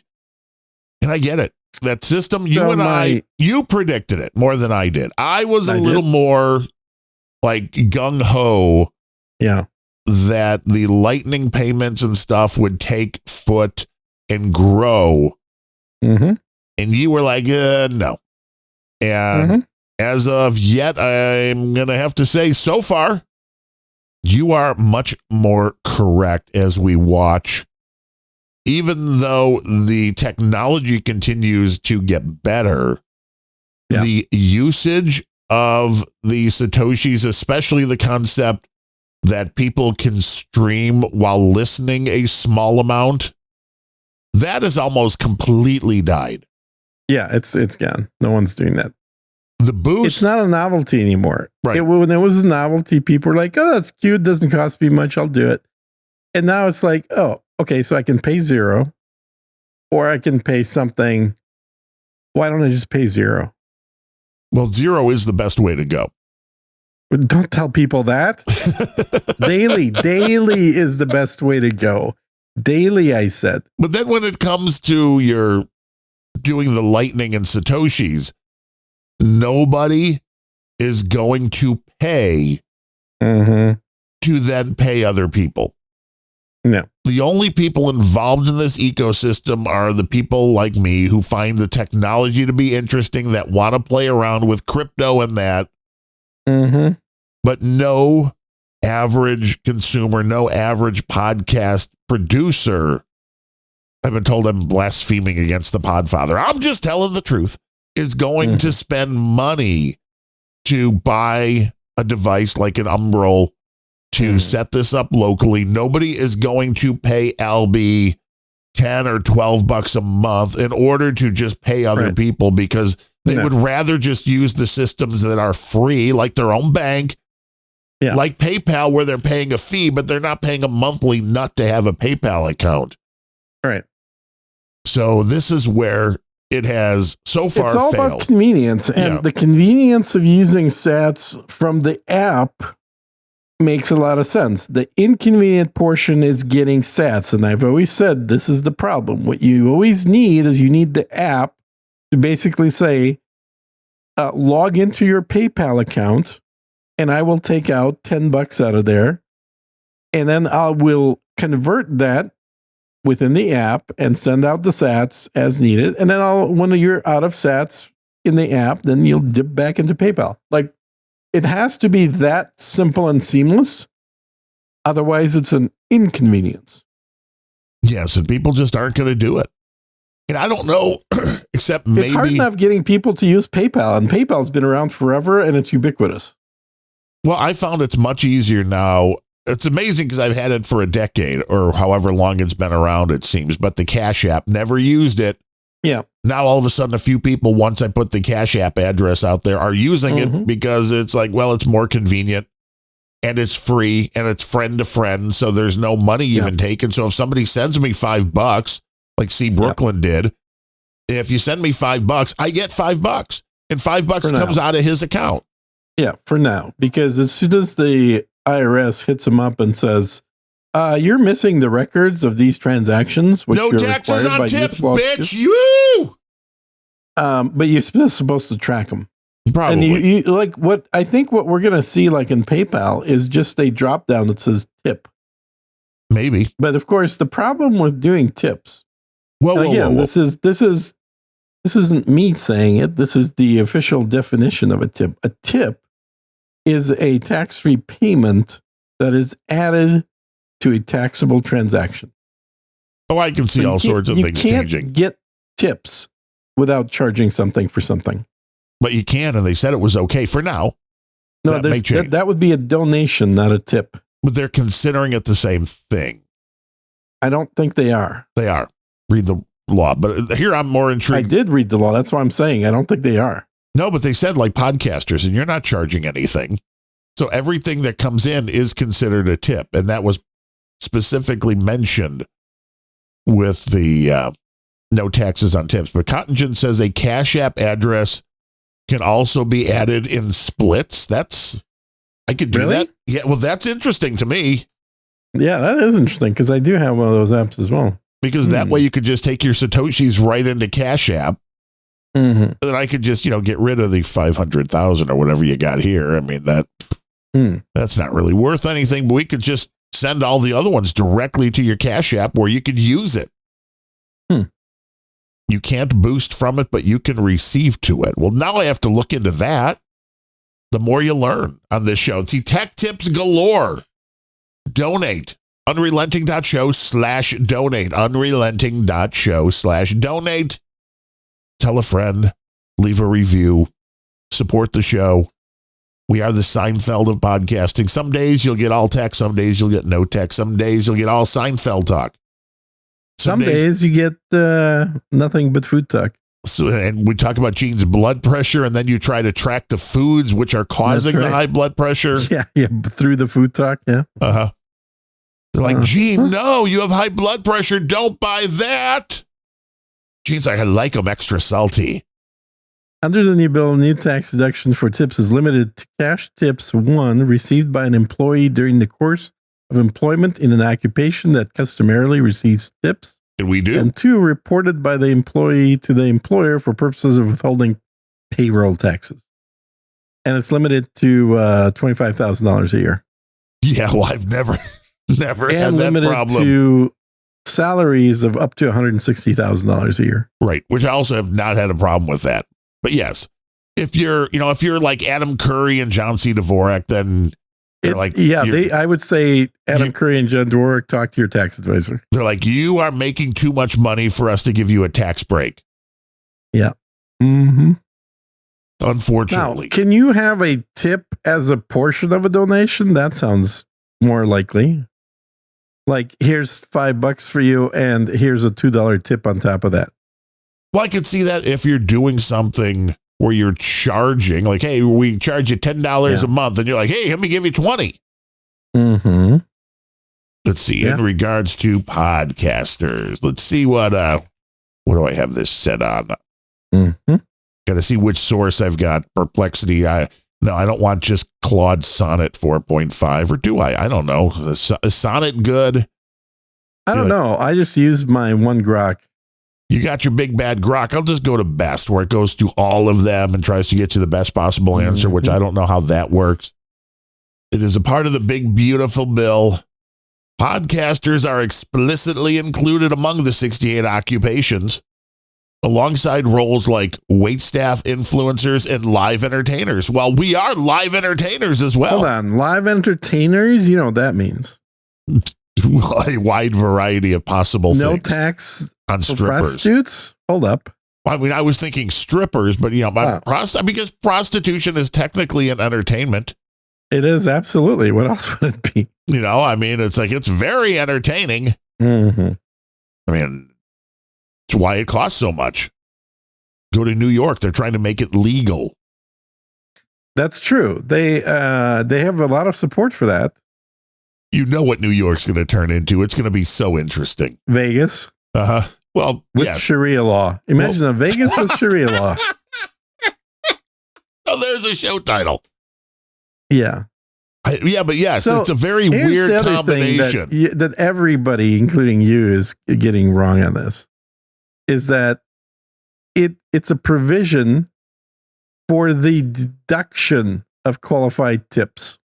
So you can take a deduction on your tip income and say this portion of my income was tips, and therefore it is tax-free.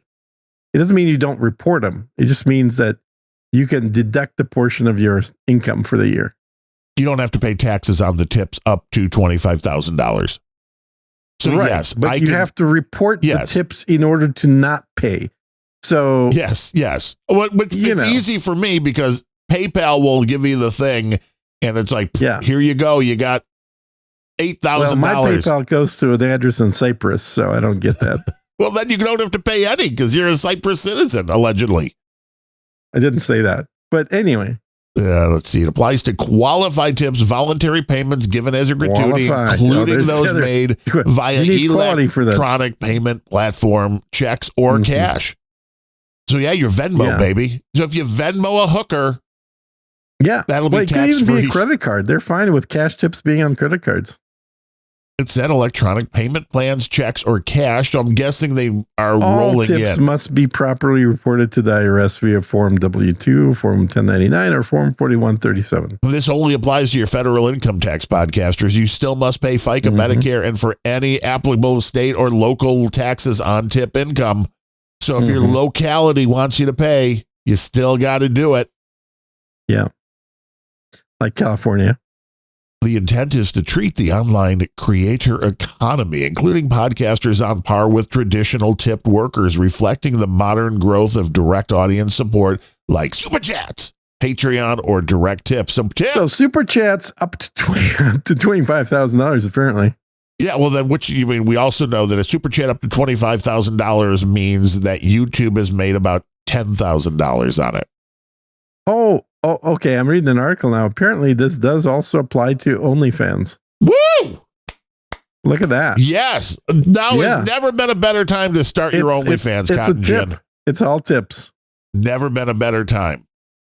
Start those OnlyFans, ladies. Let us know where they are. So basically, your first $25,000 of OnlyFans is tax-free. It's free, baby. It's all you. 100%. Your hard work goes into your pocket. Minus FICA and stuff, but yeah. Well, and minus all the baby oil. I mean, we've learned one thing from Diddy. Baby oil is a serious expense.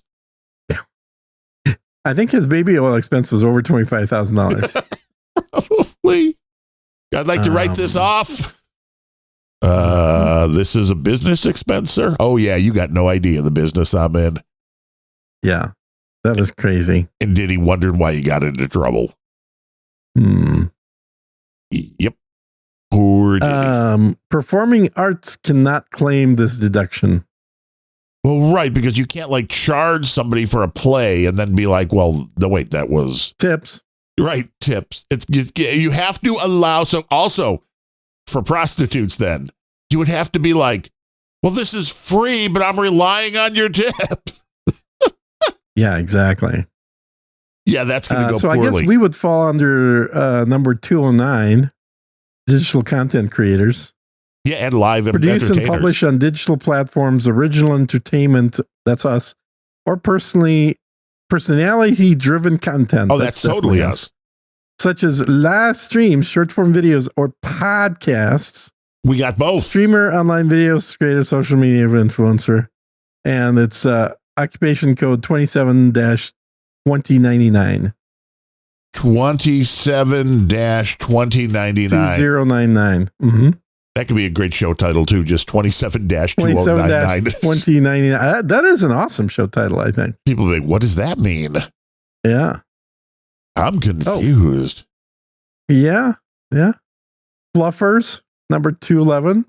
Occupation title 39-3093. I mean, it is so hard to find a good fluffer. I think they'd hit that $25,000 mark pretty quick.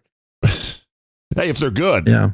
If you're good, it's yeah. You don't want to be too good though. Concierges, 39-6012. Isn't that also a sex worker? Pretty much the. I mean, sex work is work. Omega Project. You're right. Sex work is work. It is work. Anything that you don't enjoy doing is work. So this podcast is that technically work. Well, absolutely, 100%. This is work. Damn, I didn't know. Locksmiths? How do locksmiths get listed as a explicit category? For tips? I don't know. Yeah. Like, I mean, are you supposed to tip your locksmith? I didn't know that was a thing. See, I didn't either, because I would assume if you call a locksmith at 2 a.m. on a snowy evening, the price is going to be way more. Here we go. Private event photographers. There we go. Yeah. Oh, well, there you go. Boudoir photography, too. Is that included? That's a private event. Yeah. Private event videographers. Porn industry. 27-4031. So porn cameramen can now get porn cameraman gets first 25 grand is tax free. No. That says tipping's out of hand. Tipping is in hand. Tipping these days seems to be all pre-filled with like 30%. Oh yeah, you have to. Well, for this show, for instance, to always change the damn default because otherwise it's like a third on top of everything. Yeah, you notice that's the default for those devices used to be 15 or 18%. Yeah, it's 30 now. Like, oh no, massage therapist 31-9011. We don't know who set it that high. Oh, that was just a mistake, and you come back 3 weeks later. The best one, I think it was actually some political dude that had sent out the first tweet about it, but I've as well seen it, is when you go to the airport where the majority of the stores now are self-service. Right. So all you have is a whole shit ton of cameras all looking at you, and then self-service registers. So you walk in a little store in the airport, grab your $8 soda and your $13 little packet of nuts, and then you go and check out. And when you check out, it asks you, would you like to leave a 20% tip? For who? Right? If you do nothing, it'll charge you the tip.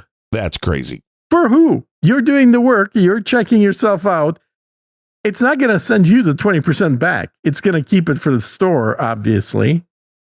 Well, it's with anything. Ridiculous. Even if there is an employee that does nothing but ring you up, it's like, no. Waxing technicians, 39-5091. Oh, God, please tip those. Tip those poor people. Tattoo artists, 51-6052. See, and again, I don't know how I would expect people tip those. That's probably a real thing. Oh, I would agree, but don't they set their own prices? They are literally artists to a, Yeah, they kind of do. So why would you tip them over what they think of fair wages? They're setting their wage. Mm-hmm.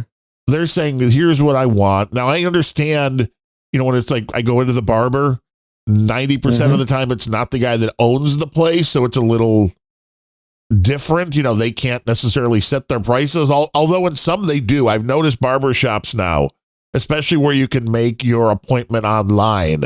It's like, man, he is $35. This guy's $30. This guy's $25. Rickshaw operators. Now there's a job for Sir Bemrose. 6099. I would love Bemrose as my rickshaw operator. Oh God. Do you want him to have a heart attack? No, he's in better shape now. He probably is, actually. He's probably lost some weight. Yeah. Well, when you're an Amazon delivery personnel, that means you don't get to pee all day long. No. And then when people order heavy stuff and they live on the third floor. Yeah. Oh, like I ordered another air conditioning unit. Oh, a portable one? Yeah, it was on sale. So I'm a little pissed at this, right? Uh-oh. So if I hadn't talked about it, I guess I forgot. I don't think you have. You know how my air conditioning went out, and then I ended up buying a portable one on Amazon. And I got a really nice one. It was highly rated, and it was about $460 or something like that. 2 weeks later, less than a month later, 2 weeks later, Amazon had their Black Friday Prime Day or whatever the hell they're calling it. Prices went down. And my buddy Ben says, "Hey, do you like your unit? Because I'm thinking of buying one." I'm like, "Yeah, it's been really nice. I would recommend it." He says, "It's on sale right now." I go, "Really?" So I go look. Guess how much it was on sale for? And what did you pay? $468. I'm guessing $279. $229. Whoa. Half of what I paid. Literally half. I was like, motherfuckers. I cannot believe they just literally cut the price in half. That is bullshit. So I'm like, okay. I'm going to order one and then return it and get my money back from the expensive one. Correct, which is well within your rights. And I've had that conversation with them. And I said, look, just give me the damn credit. That way you don't have to ship anything. Right. They don't care anymore. So I ordered one and they shipped it out to me. And this thing, by the way, in its box, this thing weighs 112 pounds. So this is why it reminded me of Bemrose hauling stuff. This is not a light thing to haul anywhere. So I got it, and then I thought about it. I'm like, one of the things I was kind of thinking to myself when I was running on that single unit in the bedroom was, I wish I had two of these so I could keep one in the bedroom and then have one just cooling off the computer room. So I decided to keep the second one instead of returning the first one. Well, you should have returned two then and got three at a better price. And yeah, and so I basically, by doing that, did what's known as arbitrage, and I lowered the overall average cost, price of the unit. So now instead of one for $468, I got effectively two of them at like $325 a piece. And I had that thought, whatever it is, when I was running these Windows machines, because the Macs don't really heat up. But I had that thought with those portable air conditioners, which was, why can't you just port the cold air coming off of them? You can. Through your computer and boom. Yep. And warm it up. Warm it right on up. Right on up. Yeah, you could totally do that. Absolutely. Luckily for me, the winter is coming. Now the one I got doesn't do this, but a few of the units that I looked at have they work as heat pumps, which means that you can plug the hose in either side. So you can have cool air coming out and then pump the hot air outside in the summer. But you can also reverse it and have hot air coming out in the winter and cold air being pumped outside in the winter. Which is probably more efficient, because every space heater that I've ever had basically just sucks 1,500 watts and produces heat. Yeah, that's all they do. Yeah. Now, I'm not sure if this is more efficient to do that, or if it's, again, just a heating element, or how that's providing the heat. Well, it's just running the AC backwards is all it is. Because normally if you run the AC, you got cold air coming towards you and hot air leaving the house. True. So all you're really doing is just turning it 180 degrees. And you're pumping out cold air outside and hot air inside. You want to plug them both in the same room. That would be a good idea ideally, as well. Plug them into each other, actually. And so that the hose from one connects to the intake of the other one, and then you just keep running. It is just like the setup I used to have with my shredder and my fax machine. Wait, you had it set up so the fax immediately went into the shredder? Well, it's the safest thing to do from a security standpoint. Well, yeah, then nothing exists afterwards. Yeah, because you want to make sure that you don't leave anything that shouldn't be there.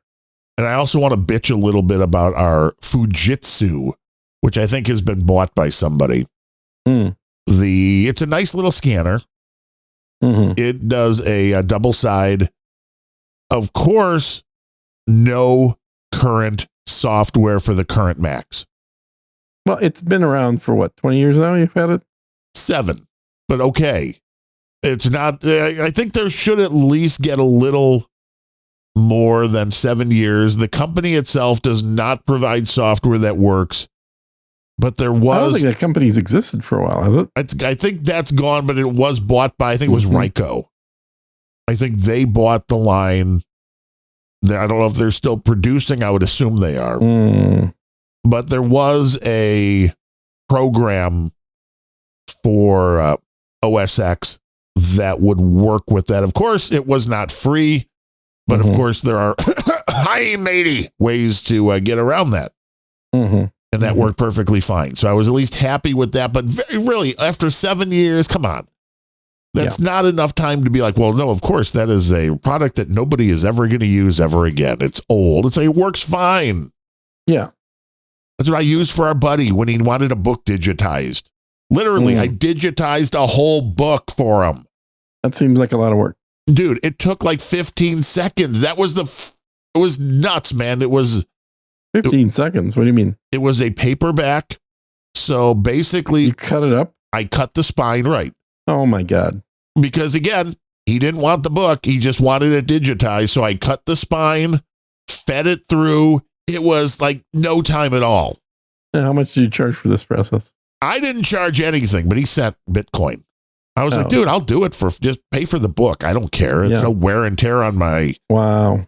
Then he says I'm a bad person. You know, that's you are a bad person. I know that. Okay, maybe I can't really argue that point. But it's like, we've been trying to do nice stuff. And it was like, was the most that this fucking little scanner had ever been used. Wow. Because the wife bought it 7 years ago, of course, with the thoughts, everybody has that thought like, hey, every time. I'm going to take all my receipts. Right. I'm going to scan them in. Right. And then good luck. No.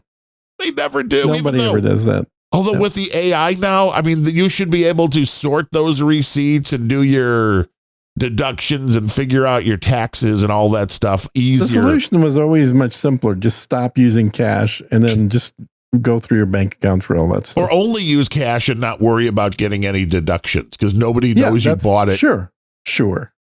Yeah. Because you had cash, baby. Cash is king. Well, cash gets devalued every day. Well, it's harder to find places to spend it, that's for sure. Or even accept it. In Austin, a lot of places don't accept cash. No, isn't it still a federal law that you have to accept cash? I don't think it's enforced. But I think it's still a federal law, so I think... I mean, they just like, look, we don't have a cash register, so you can either pay with a credit card or just go away. This is where Gene just looks at him and like, no, I'll just take the free food then. Yeah, well... Good luck getting the food free. But yeah, there are places that will force you to download their app just so you can pay for their coffee. You're like, fuck you, I got cash. Yeah, well, cash or credit card, like neither one of them works unless you get their app. That's insane. Yeah. I'm like, but I'm standing right here. I'm ordering the coffee right here in front of you. Yeah, but you need to use our app. Right. Would you like to order on our app? No, I'm talking to you. It's not a would you like to. It's like you need to. And you're like, I don't have a phone. And you're holding the phone in your hand. You're holding the phone.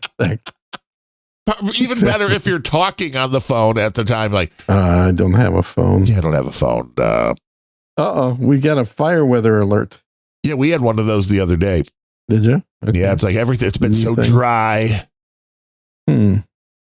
That's crazy. It says before going cashless or refusing physical money in the U.S., businesses should check local and state laws to ensure compliance. His requirements vary by jurisdiction. Yeah.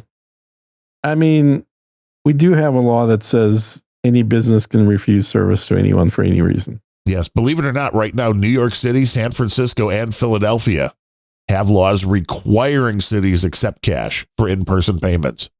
Mm-hmm. So, I mean, really, everything's great. Just go to New York or San Francisco. I guess, yeah. Or Philadelphia. You would think the hookers would want the cash. That would just be much easier. I don't know, man. I think the hookers are very used to just using credit cards at this point. How about Bitcoin? Is that it? Because I would think that would be a much safer payment as well. Nobody's comfortable using Bitcoin. That's why you got Satoshis. All a little shady. It's all a little shady. But you got your Satoshis. You got your wallet. That way nobody can people rob like you. Using money they get, not just having it sit in the ether. Yeah, but think about that. You're in a dangerous business. You know the transaction has gone through to your Bitcoin account or whatever crypto you're using. Yeah. Once you turn off your little device, nobody can force that money back out of you. I mean, they could kill you.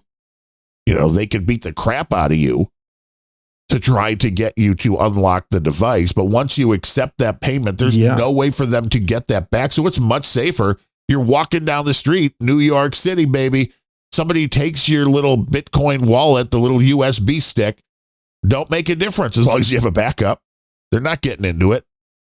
It's the greatest way to have. Well, they're not getting into it, but I mean, do you really want to lose your life for that little device? Well, it's not for the device. It's for the amount of cash on the device. Yeah, exactly. But this is already a thing now in cities. This is what you're told, especially in places like New York and California, is if somebody wants your watch, give them your watch. Right, but you know the new one. The new thing is open up your fucking Venmo and Venmo. I mean, there are people that have gotten robbed, which is hilarious. Yeah. You know, it's like, well, no, they sent me the money. That money's never coming back. Yeah. It's a fucked up world we live in. Everybody should learn how to be armed. They should go get your concealed carry if you're in an area that requires one. You should learn how to use. There's a video I saw last night about it was filmed from the perspective of the truck driver who was talking to a cop through his window. And so he says, "So can you repeat the advice that you told me?" So this is not a guy getting pulled over. This is a guy at a rest stop, right? And he's talking to a cop. Hey, you know what goes on at rest stops? And it's a Texas cop. And he says, yeah, so if you're an 18-wheeler truck driver, we highly recommend that you be armed.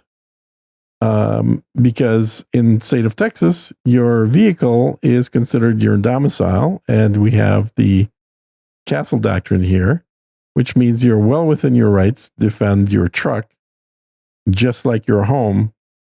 Well, yeah, it's where you're living. You will be on the right side of the law, at least in Texas, if you shoot somebody that is threatening your truck.